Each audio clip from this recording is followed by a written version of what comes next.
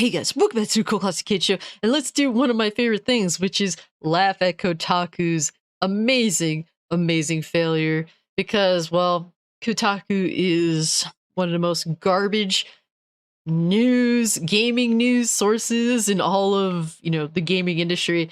And when they take L's, I absolutely love it. And apparently, Nintendo put the smackdown on these motherfuckers, bro.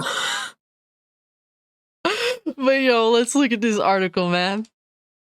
Kotaku's been blacklisted by Nintendo for posting leaks. Video game website Kotaku cut off by Nintendo for posting leaks. Kotaku, one of the internet's most popular video game websites, has been blacklisted by Nintendo for posting leaks about their upcoming games. This move comes after the website was already blacklisted by Bethesda, the publisher of the Fallout and Elder Scrolls series. Kotaku has been known for posting leaks and insider information about upcoming games, which has earned them the reputation as a controversial website among some of the gaming industry. Well, not only that, they're just the absolute garbage of all garbage, man. From posting leaks to, doing sus stuff. I mean, to all of gamers essentially hating them because all they do is clickbait. All they do, they're willing to punch you, below the belt. They're willing to headbutt. They're willing to poke you in the eyes. That's what Kotaku does. That's why nobody likes them. That's why they're absolute garbage. The blacklisting by Nintendo means Kotaku will no longer be able to receive pre-release review copies of upcoming games, which could hurt their ability to provide timely and accurate reviews to their readers. Not that they actually did good with anything that they do anyway. It's not like you could give Kotaku the new Zelda game. What is it? Zelda Breath of the Wild 2, Zelda Tears of the Kingdom. You could give them that shit like 3 months in advance and they'll still do a garbage review of it because that's just all they're really capable of at the end of the day, right? The move also sends a message to other gaming websites that posting leaks about Nintendo's games will not be tolerated. I mean, if you want to be a website that I guess, is respected, I mean, you kind of have to follow the rules of the industry. That's why, websites, gaming journalistic websites are different from, YouTubers, for example. If a YouTuber gets some insider info, of course they're going to take advantage of it. Especially if, they aren't on the ends with the industry. So, I mean, Kotaku definitely has to and should conduct themselves, with more prestige, especially since they are well known. But the problem is they're well known for all of the wrong reasons, essentially.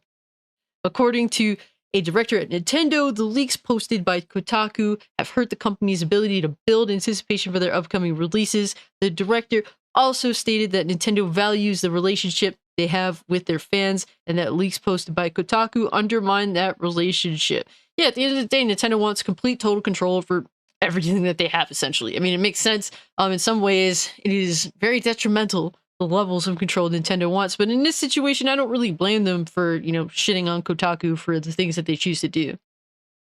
Kotaku has responded to the blacklisting by publishing an article that is essentially a self-pity party. Oh, you could tell, the gaming watcher absolutely hates Kotaku's guts, which, hey, I'm down for the hate from other websites as well, guys.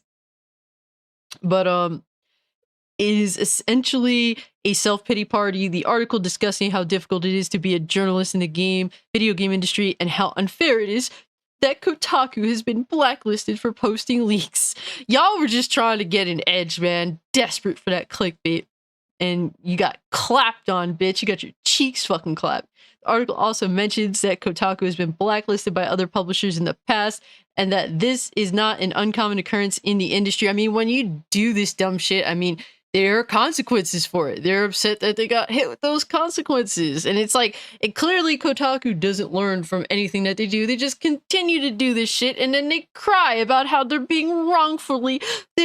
It's so wrongful, the things that are happening to Kotaku. It's like, bro, you don't learn from your mistakes. You don't care. You don't see what you've done as a mistake. You don't see what you've done as risk. Clearly, if you're gonna leak shit out, there is risk to losing that connection you have with essentially the company that you're leaking your shit out.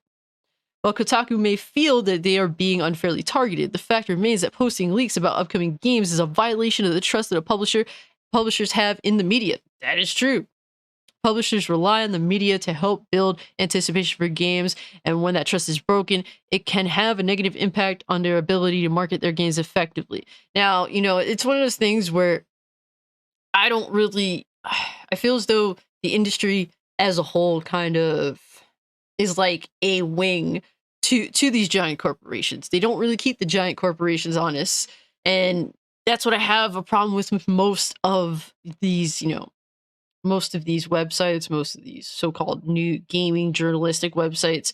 In this situation, they do take it too far. I don't really, I expect Kotaku to keep a relationship with Nintendo that's a healthy one. It's not ball gargling Nintendo and also not leaking out their private information for their upcoming games. Like, there is a balance that you have to have here. One of the leaks that got Kotaku blacklisted from Nintendo was related to the upcoming game Splatoon 3. According to a director at Famitsu, the second part of the expansion pack of Splatoon 3 will feature both story and gameplay mechanics. This is not the first time that Kotaku has been in hot water for posting leaks. In 2018, the website posted a list of upcoming games that included references to Sandy Hook and New Vlad shooters. The list was quickly removed from the website, but the damage had already been done. Big yikes, I didn't even know that. Despite the fact that Kotaku had been blacklisted by Nintendo and other publishers, the website remains popular among gamers. No, it isn't. Like, if anything, gamers just dunk on Kotaku. Kotaku, all they do is bait gamers into shitting on them.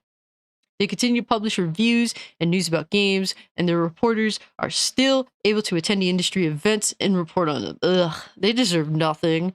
Oh my god, they deserve nothing at all. The controversy surrounding Kotaku's blacklisting is just one example of the ongoing tension between the gaming industry and the media that it covers.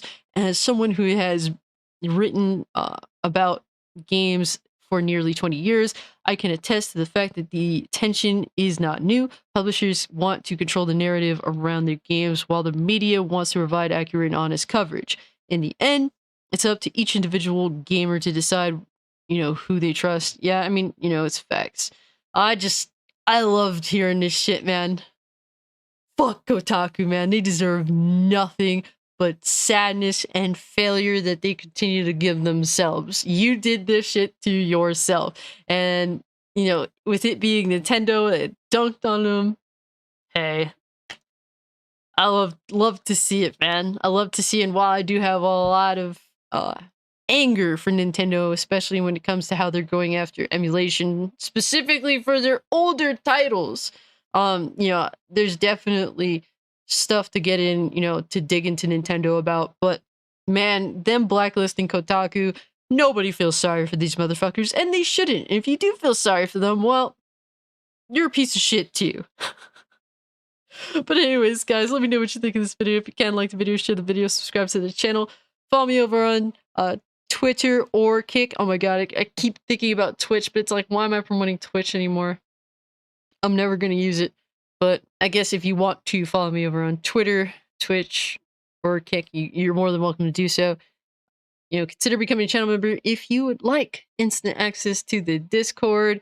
And yeah, guys, with all that being said, I'm out. Peace.